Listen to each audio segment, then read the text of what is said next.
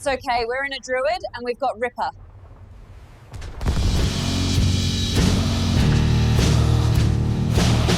Stealthy through the smoke she flies, guns ablaze beneath the skies.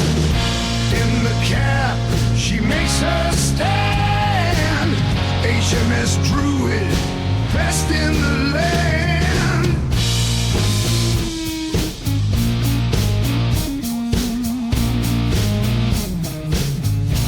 Hey team, this is Ripper. Everybody doing fantastic today. Got fun video and very just simple, chill, have fun video with the tier 10, one of my favorite destroyers, the Druid. Yes, the British HMS line Druid in the armory, and it is a blast. I believe it's still available for research viewer points. Really tough grind, but definitely worth it. As always, before we begin, like, subscribe, button below. Appreciate all the supporters of the channel. If you see value we're doing here today, smash those buttons. Thanks for stopping by. And if you see me out there, make sure you say hello. All right. So, yeah, just as we're recording this video, it's Saturday, and just talking a lot of crazy stuff going on in the world right now, and enjoy the video in the background while we just talk. It's just, simple Druid gameplay. I really do enjoy it. I think it excels a lot in Unbreakable Line, and just enjoy the background show while we just talk and have fun, and I'll talk about a little bit of short tips while we're talking about something that I just kind of want to talk about and get off my chest, because it kind of hits in the aviation community, like I'm in, where they just released their preliminary report about the Air India 171, I believe it was the call sign, that just crashed, about several weeks ago. And the preliminary report basically states that this is really scary, and the fact that, and I'm in the aviation world, I'm a safety guy, I'm an evaluator, instructor, I have to deal with a lot of young guys, lieutenants, and even older gentlemen, and female aviators as well, regarding this matter of maybe stress, suicidal thoughts, and things of that nature. Or I'm sorry, I can't say that word, but maybe unaliving yourself. But I got to talk about it, because what is very shocking and scary is that it's probably leading towards an intentional act to actually kill a lot of people, without why even do it without any great reason, or no integrity, no honor, no nothing. And it's something I want to talk about, because if you haven't heard, the preliminary report of the Air India crash basically stated that the fuel cutoff switches, which are located beneath the throttle quadrant, were basically on and off switch of the engine. That's like literally the last line of defense, the choke point, critical point of an engine, because it's there to shut off fuel, hydraulics, any kind of fluid, liquid, electrical, anything that in case of an emergency you need to shut down the engine, or just shutting down the engine when you land, just to cut off everything to the engine and just secure it. And that allows you to just bring the aircraft to a literally complete shutdown. So what happens is, according to the preliminary report, and again, these are just preliminary reports, they basically stated that based on the FADEC, the CBR data, everything records, everything on a plane, the majority of the time is recorded. Even on my aircraft, Air Force, everything's recorded for maintenance purposes, safety, as well as investigation.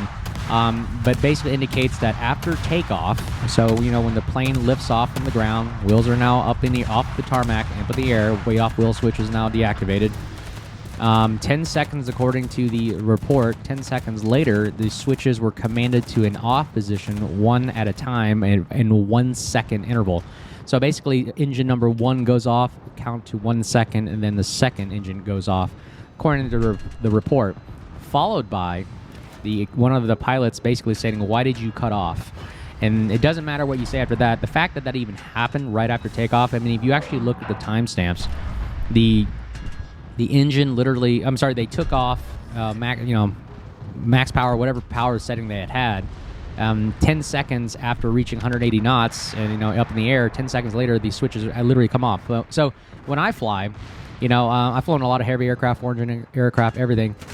When we rotate, as soon as you rotate off the ground, a co-pilot or pilot monitoring is looking and saying, "Hey, positive rate, gear up," and then that is the command or recommendation to bring the gear up, and naturally that's what you're supposed to do. The crew never did that. After 10 seconds after rotate, they literally just had the engine cutoff switches go immediately to off. So if you want to think about this psychologically, first of all, there's no checklist in the world, no reason to do any of that. Even for me, when I was training for the A320, doing airline stuff, when I'm doing C-17 stuff, any kind of Air Force thing. Normally, if you had an engine failure with multiple engines, of course, when I flew single engine centerline engine aircraft, we didn't have this problem. We just go high key and we just try to land the thing. But in a multi-engine, you are instructed literally to continue the climb, don't move the throttles, max power. That's kind of important. That's how we were trained in the military and even civilian world for my civilian training, where basically what you have to gain by manipulating the switch, you're gonna just keep everything the same as it was, because there's nothing really you can do that low to the ground. So essentially, you're basically gonna go max power, keep the throttles full up, everything, and just continue the climb. You know, get as high as you can away from the ground, accelerate the best you can to your V2 or acceleration engine out speed, and then once you get to that speed, you can then go to a safe altitude, which normally is your pre-brief in a single engine altitude, or you can even have a pre-brief number like 1,000 feet or whatever in the pattern, and then you begin the cleanup process. You begin to accelerate through it, clean up the aircraft, get more airspeed, get more of that airflow across the wing, and then when you have more airspeed, can you actually begin to do something? And it didn't seem like that was the case. Literally, the pilots just shut down the engine and then had a discussion, then called a mayday, and that was it. I mean, it's very, very shocking and scary from what that has to do. Now, if you want to put just basically common sense put together, someone intentionally had to put those switches in that position right there. To shut off a engine switch. Now, on the C-17, it was kind of fairly easy. It was just a knob where you just, either slightly push in and turn the fuel shut-off lever. Of course, we don't have a fuel shut-off lever. We basically had just an engine switch in the C-17. Other aircraft I've flown have actually condition levers or fuel shut-off levers. You can do that. But in this aircraft, it's a actual switch, which actually is guarded by a couple levers, as well as is guarded by the detent. So not only are you have to pull it out of a locked position, then you have to move it above a detent and then push it back down and in a certain spot. So that's like almost like 3 separate actions alone. So that cannot just happen accidentally. So I mean, having flown, several aircraft that have different, they always protect the engine switches, because you don't want to inadvertently turn them off and then crash, right? You can just shut off your all source of life, which is your engine. So the fact that even happened 10 seconds after liftoff, you have to put together common sense and going, that's not very accidental. Rarely have I ever seen this ever happen. This is the first time I've ever heard this occur. Like literally after takeoff, you're saying the switches just either some kind of ghost just flipped them themselves, or they just miraculously just naturally fell out of their slots or something. No, that can't. I've never seen that in the history of aviation, or never heard of that. The only logical conclusion I'm saying is those were actually purposely manipulated, because there's no computer system in the world that can actually flip those switches out of the detents naturally. It has to be, then they were designed that way, that a human being actually has to push and maneuver those switches into those slots. So that basically the evidence is showing that this was an intentional act by a human being. Now the question is now, does it really matter why anymore? Because they're all dead. So whether or not you find out why or not, the fact that it actually happened just points to the fact that these pilots are now being under investigation, even though they're dead, that they did this on purpose to basically, I'm sorry to say, unalive themselves on purpose. Now, whether or not we don't know which, but what other evidence is there? Unless there's actual evidence you can show to me that these switches just naturally, flip them off themselves and nobody said anything. Because the fact that the tape recorders and the CVR, actually, according to the current report right now, one of the pilots said, "Why did you do that?" So there is basically a disagreement about something. Normally in a crew cockpit environment and in a multi-crew member aircraft, you have to agree to something. Like both pilots have to be on the same page of music, right? Otherwise, you're leading into a crew resource management CRM problem, or ORM, operational risk management situation now that we should not be flying. So the fact that they were able to get through all that, take off, and get to that point tells me that there was nefarious activity going on, and that really hurts. Now, the question is, basically, is this something that was kind of like death by, unaliving yourself, death by purposely just ending your life and taking 230 plus people with you? That is the question. Now we have to start analyzing the pilot environment and whatnot in the world today. And I think Captain Steve, which is a guy I watch on YouTube a lot, definitely check out his channel. Basically, he had to say he is not also I believe a doctor regarding psychological and analysis and so forth. where he is helping people, counsel people through a lot of tough times. And I have to say this as well. I deal with a lot of young lieutenants and everything that brand new to the Air Force, either in a deployed environment, constant deployment, constant what's it called, hostile environment, constant killing. I'm sorry, we live in a world where our job is to kill people and break things, and in the military and in the Air Force especially. So we have to go through that and analyze. And we have a doctor, a flight doc, and as well as a psychologist, as well as a chaplain that was designated to our squadron for this reason. And it might be something that airlines and everybody else out there might have to think about as well. I don't know why the airlines would be so stressful to the point where you have to unalive yourself and take people with you, because I don't feel like you're getting shot at. You're not seeing death every single day or whatever. I can't think of any other reason other than you're away from home. But who isn't away from home a lot? Everybody has to leave home for certain times and serve, do something, create a living, whatever, add value to society. You have to leave the house at one point or another in your life. So my thought is really there is a big stressful or maybe a mental situation going on in the world today where we need to address. And the best recommendation is nothing hurts than just simply talking to your friend, your coworker, whoever, and just talk to them and see how they're doing. Find a way to vet and find a way to talk. Even like right now, we're playing World of Warships, right? In the sense that we're getting together as a community and sharing something that we have in common and we like. Look at that, 205,000 damage. I'll just move on to the next video here. Druid's pretty fun. He excels in it. 2.4 million potential right there.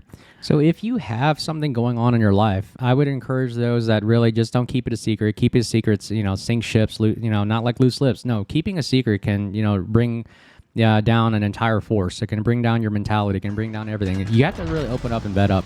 And this goes both ways. So for those that are supervisors or those in charge of a team, a crew, whatever, ask. Don't forget that you have team members that are there. They're human beings, and you need to really talk to them and get to know them. Even something as simple as knowing their first name. If you ever read a book, How to Win Friends and Influence People, one of the first thing to do is teach in that is literally to find out the person's name.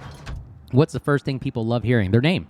Because as soon as you say it, it's just something about it perks up. Something as simple as knowing your name, knowing your the person's name and their family's name, their members, and so forth is the simplest thing you could do. That's helped me a lot in business and life and everything like that, in the military as well. And of course, it goes the other way around too. So if they're the person that is going through something, it doesn't hurt to actually talk to somebody and say, "Hey, I've got something going on. Can you lend me an ear?" And something as simple as that really can help out a lot. But moreover, for me, as a supervisor, as an evaluator, as a teammate, as an officer, I always know that, hey, I've got team members that it doesn't hurt just to say, "Hey, man, how's it going? What's going on in your life? What's new?" Something as simple as that just shows that, hey, you care. And I find that it's very important in today's world with all these cell phones and electronics. And a lot of people, we're so detached nowadays where we're not even paying attention to people. We're always on our phones, or we're always, doing other things and so forth. Not to say World of Warships is not the same case. Don't get me wrong. It is still an electronic thing. But at least, there's a time limit to it. You don't play it like literally 24/7. But I notice that people are on their phones way, way more than, say, World of Warships. I'm only on here to, hang out with some teammates, talk, have fun, socialize, and so forth. Again, socializing is also a great aspect of World of Warships. It brings out a lot of people. I mean, even you guys are watching, enjoying the videos, leaving great comments, making communication and bringing community together. And this is kind of I guess you could say, an interesting way, a nice way to vent. As you can see right here, I'm just shooting something about, I've always said, like something about, watching a shell set a ship and, sailing a ship around in the nice waters and oceans. You can see all this. It's kind of like a therapeutic thing. And maybe that may be the case. Maybe you might need something that allows you to find some peace and calm and therapeutic action that gives you something to take your mind off of either stresses at work, stressful people around you, nature, and so forth. And again, also, that's the whole idea of stressful people at work or stressful people. There's nothing wrong with getting away from that. Just because you're getting burned by a fire doesn't mean you have to stay near the fire. You can always walk away, move away, and find some other solitude or some other safe space to be at. So again, going back, who knows what was going on, but with the pilot's minds, we don't even know who's responsible particularly, but both of them were in that plane together. And one of them was, in the wrong mindset, while the other person was trying to maybe potentially save. I'm surprised there wasn't any kind of a quarrel or fight or anything going on unless both of them were in on it. But based on the recording, one of them disagreed with the other, which is a bad thing when you have in the aircraft where you have a disagreement where both crew members who are kind of in charge of the aircraft and lives are not on the same page of music, and that can be very detrimental. in anything in life, in a team, and a sport, in a managerial position, whatever.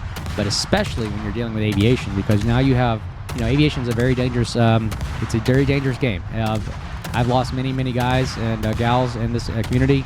I had friends that have crashed inside the mountains of Afghanistan, crashed in Iraq, getting shot at. I've been shot at. It's not a good thing to see, but again, it is the nature of the business that we're in. That's why they pay us hazard pay to be a pilot in the Air Force and the military, because it's so dangerous to be in. And just basically the idea of this airliner is already in a dangerous situation, and adding to that by, flipping off these fuel switches and not having a particular reason as to why, really just begs the question of what is the state of mind. And I think even Captain Steve and a lot of people are saying that there is a potential problem here with the aviation community, with all the things that are going on in the aviation world right now, with all these accidents, a lot of these mishaps and things that could have been avoided and inadvertent. And now we're having this, where literally this almost leads to potential death by unaliving yourself on purpose while taking innocent civilians with you, is a very, very startling and a matter that needs to be addressed. So it always starts at the lowest level. It begins where going, hey, how are we doing? How are we doing as a team? How are we doing as a family? What's going on in our mindset before we fly? What's going on with your life? How you doing? It's something as simple as that can lead to, like I said, we could have saved 200 plus lives. And my heart goes out to the families and everything. And I'm sorry there was nothing that they could have done about it. Nothing that the passengers could have done. You're kind of helpless in that situation. And my heart and thoughts go out to the families that have lost all those people. Again, I know what it feels like to lose close members, especially of your team and your family, in crazy situations like this. But like I said, the only thing we can do, we can't change what's already happened. All we can do is just say, hey, let's get through the matter. Let's do what we can to avoid it in the future, and move on with life. Because like I said, this is life, and this is how it works. And it's already to say that this is a sad kind of topic to talk about, but it's something we need to address because it's a very serious thing. And like I said, World of Warships has been a thing that I can do on my certain free time. When I, of course, I'm always home with my family.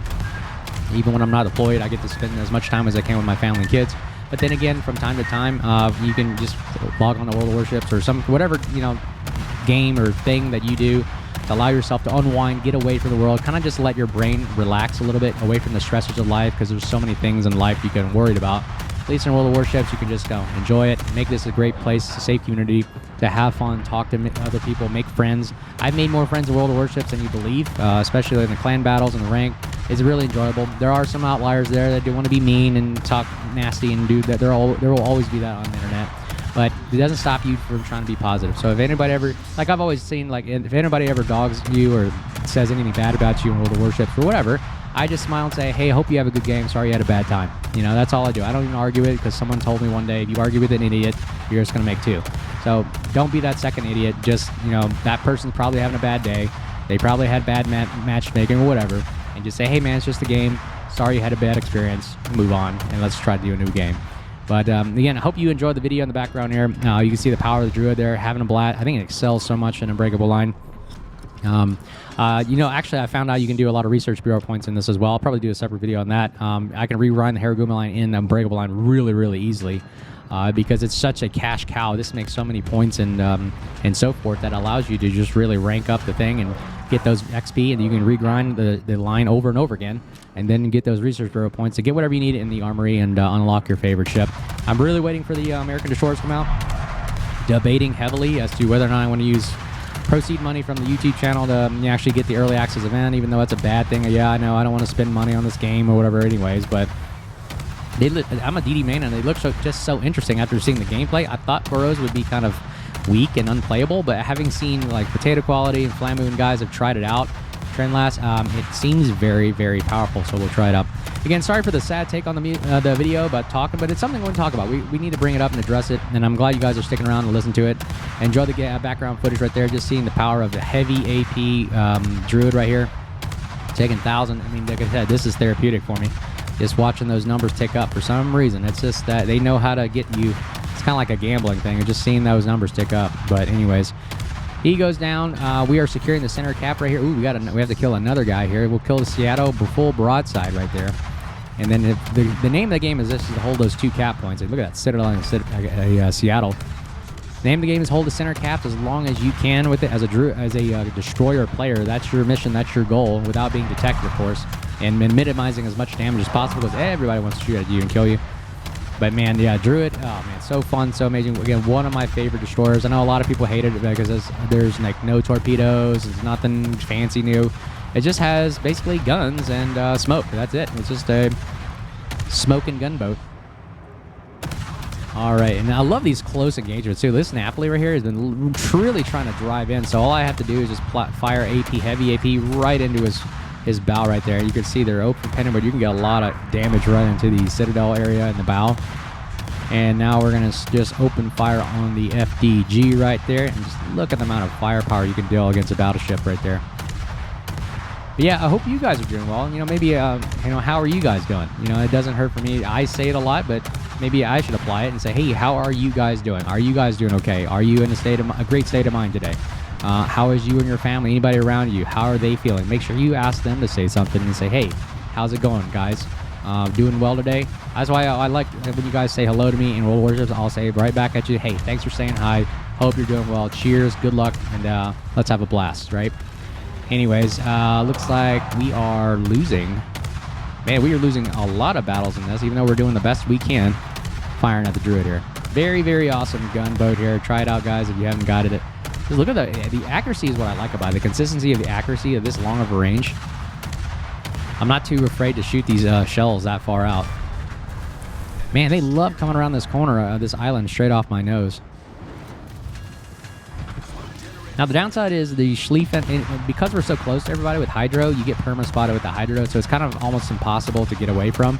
And then the smoke is then rendered useless, so you got to keep in mind about the Hydro of other ships here. I'm going to try to sneak up a little bit more right here, see if I can take out this Schlieffen player. I love these knife fights right here because I'm nose in. He's got to drive at me in order to get his guns on board. Meanwhile, we'll try to take as much as we can off the Seattle. Like, I'm the only one in the center right here, holding everybody off. All my battleships in the back there. That's why you got to stay alive. Like I said, people always yell, like, well, why don't you go cap? Well, you got to survive first. You got to stay alive to cap in the first place. Okay, let's see what we can do here. There's a nice shot, right? Look at how nice of this shot is. Dang, look at that, 1,500 damage.